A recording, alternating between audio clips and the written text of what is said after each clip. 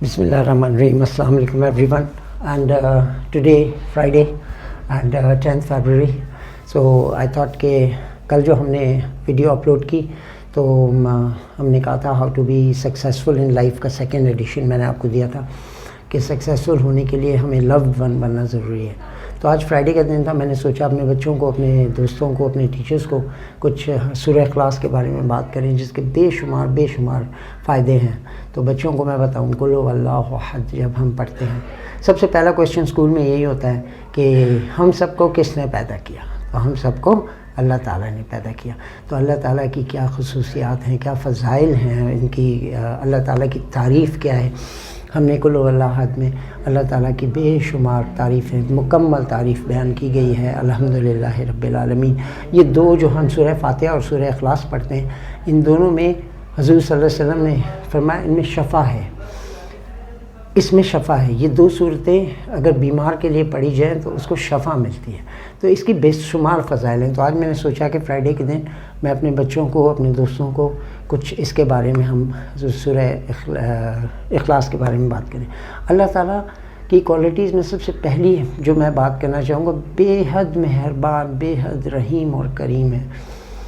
हमसे इतनी मोहब्बत करते हैं जिसका हम इमेजिन नहीं कर सकते। वो हुज़ूर सल्लल्लाहु अलैहि वसल्लम के ज़माने में एक बद्दू हुज़ूर सल्लल्लाहु अलैहि वसल्लम के पास आया और उन्होंने हुज़ूर सल्लल्लाहु अलैहि वसल्लम से पूछा कि अल्लाह के रसूल, जब मैं मर जाऊँगा तो मेरा हिसाब किताब कौन करेगा। तो नबी पाक सल्लल्लाहु अलैहि वसल्लम ने फरमाया कि तेरा हिसाब तेरा रब अल्लाह करेगा।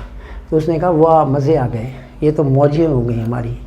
तो उन्होंने कहा, हुज़ूर सल्लल्लाहु अलैहि वसल्लम ने उसे पूछा, ए बद्दू ये बता कि अल्लाह हिसाब करेगा तो तू इतना खुश हो रहा है, तो तुझे कोई डर खौफ नहीं। उसने कहा नहीं, मेरा रब इतना मेहरबान है कि वो तो मेरी गलतियां पकड़ के भी मुझे माफ़ कर देगा। तो वो इतना मेहरबान है। तो लोग यकीन देखिए, तो हमें भी ये यकीन रखना है कि हमारा रब हम पे रहीम और करीम ज़ात है और बेहद मेहरबान है हम पे।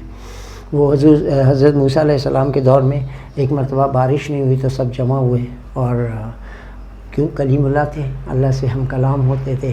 तो हज़रत मूसा अलैहिस्सलाम ने और उन लोगों ने जो जमा हुए दुआ की बारिश के लिए, कहत पड़ गया तो बारिश के लिए दुआ की। तो जब मूसा ने अल्लाह ताला से दुआ की तो अल्लाह ताला ने फरमाया, मूसा ये जो मजमा खड़ा है, इस मजमे में एक शख्स ऐसा है जिसने 40 साल में कोई भी नेकी का काम नहीं किया। उसकी जो हिसाब किताब की मेरे पास किताब है वो सिर्फ काली है, गुनाहों से भरी हुई है, उसमें एक सफ़ेद नुक्ता नहीं है, यानी एक नेकी उसमें नहीं है। तो जब तक वो 40 साला बुराई करने वाला इस मजमे में मौजूद है, बारिश तो नहीं दूंगा। तो हज़रत मूसा अलैहिस्सलाम ने जब ये बात सुनी तो वो मजमे से मुखातिब हुए। उन्होंने कहा कि ऐसे ऐसे मुझे बताया गया है कि 40 साल से एक शख्स है जो इस मजमे में खड़ा है और उसने उसके एक नेकी उसने नहीं की, तो सारी बुराइयाँ ही बुराइयाँ हैं, उसके हिसाब में गुनाह ही गुनाह है। तो वो शख्स सब पे मेहरबानी करे, अगर वो इस मजमे से निकल जाएगा तो फिर दुआ कबूल होगी और बारिश हो जाएगी। अब वो शख्स वहाँ खड़ा था, उसने पहले तो इधर उधर देखा कि शायद कोई मेरे जैसा होगा, शायद कोई मेरी तरह गुनाहगार, क्योंकि उसे तो मालूम था कि मेरे बारे में बात हो रही है, मैं ही वो शख्स हूँ जिसने 40 साल तक कोई नेकी नहीं की। उसने कहा शायद कोई मेरा जैसा हो। तो वो निकल आई मुझसे पहले, लेकिन कोई भी नहीं हिला। तो उसने फिर अल्लाह से वहाँ दुआ की। उसने कहा या अल्लाह, 40 साल से मैं गुनाह ही गुनाह करता रहा, कभी एक नेकी का काम नहीं किया और तूने मेरा पर्दा रखा। आज 40 साल के बाद मुझे माफ़ कर दे, क्योंकि मैं नहीं चाहता कि मेरी इज़्ज़त या नीलाम हो। अगर मैं निकलूँगा तो मैं बेइज्जत हो जाऊँगा। तूने मुझ पे पर्दा रखा तो आज भी मेरा पर्दा रख, मुझे माफ़ कर दे।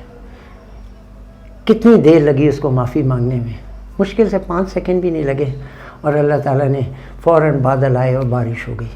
तो मूसा कलीमुल्लाह, हज़रत मूसा अलैहिस्सलाम जो कलीमुल्लाह थे, अल्लाह ताला से सवाल किया या अल्लाह, बारिश अभी तो कोई भी नहीं निकला मजमे में से। तो उन्होंने कहा जिसकी वजह से बारिश रुकी थी उसी की वजह से बारिश दे दी। तो हज़रत मूसा अलैहिस्सलाम ने कहा कि ये क्या माजरा। तो कहा कि जिसकी वजह से बारिश रुकी थी उसने आज मुझसे दोस्ती कर ली, उसने मुझसे माफ़ी मांगी तो मैंने उसको अपने दोस्तों में शामिल कर लिया।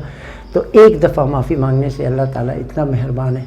तो आप सोचिए कि जिसने 40 साल तक कोई नेकी के काम नहीं किया, हम आप तो फिर भी कुछ ना कुछ करते ही हैं, तो हमें भी वो माफ़ करने वाली ज़ात है। ये अल्लाह ताला की وہ فضائل اور اللہ تعالیٰ کی چیزیں ہیں جو ہمیں سننی چاہیے. ہمیں قل هو اللہ احد صرف ہم پڑھتے ہیں, ہمیں اس کے ترجمے میں جانا چاہیے. الحمد شریف ہم پڑھتے ہیں, اس کے ترجمے میں جانا چاہیے. قل هو اللہ احد کے بارے میں کہتے ہیں سورہ اخلاص کے بارے میں کہ ایک بار پڑھیں گے تو آپ پہ اللہ تعالیٰ برکت نازل کرتا ہے. 2 بار پڑھیں گے تو آپ کے ساتھ آپ کی فیملی پہ, جو آپ کے فیملی ممبرز ہیں ان پہ بھی, وہ نہیں پڑھ رہے لیکن آپ نے پڑھی ہے 2 بار, تو آپ کے اوپر اور آپ کی فیملی کے اوپر برکت نازل کرے گا.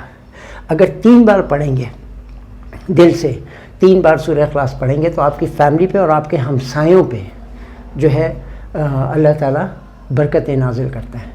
اور اگر 12 بار آپ اسے پڑھیں گے 12 ٹائمز تو جنت میں آپ کے لیے ایک محل کھڑا ہو جاتا ہے.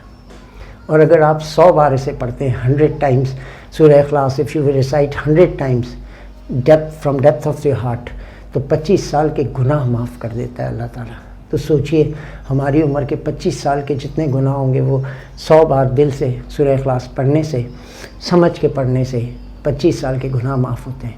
اور کہتے ہیں اگر 300 بار آپ پڑھ لیں, 300 بار آپ پڑھ لیں تو آپ کو 400 شہداء کا ثواب ملتا ہے. 400 شہیدوں کا ثواب آپ کو مل جاتا ہے اگر آپ 300 بار پڑھیں.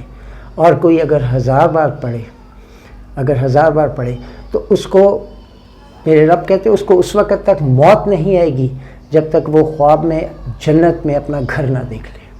جو دل سے 1000 بار سورہ اخلاص کو سمجھ کے دل سے پڑھ لے تو وہ مرے گا اس وقت, تو اس کو موت نہیں آئے گی جب تک وہ اپنے گھر, جنت کا گھر جو اس کے لیے تعمیر ہوا ہے وہ نہ دیکھ لے. گھر میں داخل ہوتے وقت, عموماً ہم گھر میں انٹر ہوتے ہیں السلام علیکم کہتے ہیں.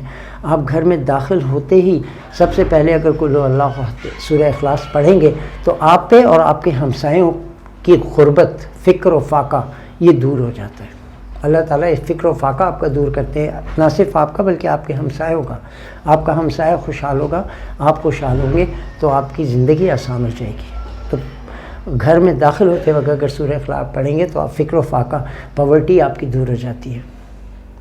اور جب مرض الوفات, جب ایک شخص کو یہ پتہ چلتا ہے کہ اب میں مرنے والا ہوں, اس وقت سورہ اخلاص کی وہ کثرت سے اگر سورہ اخلاص پڑھنا شروع کرے, وہ پڑھتا رہے اس وقت مرض الوفات میں, تو یہ یاد رکھیے کہ قبر آسان ہو جاتی ہے. قبر اسے بھینچتی نہیں ہے, قبر کی سختی ختم ہو جاتی ہے, سوال جواب ختم ہوتے, پل صراط سے فرشتے اسے اپنے کندھوں پر اٹھا کر پار کرواتے ہیں. پل صراط جو مرض الوفات میں کثرت سے سورہ اخلاص کا ورد کرے.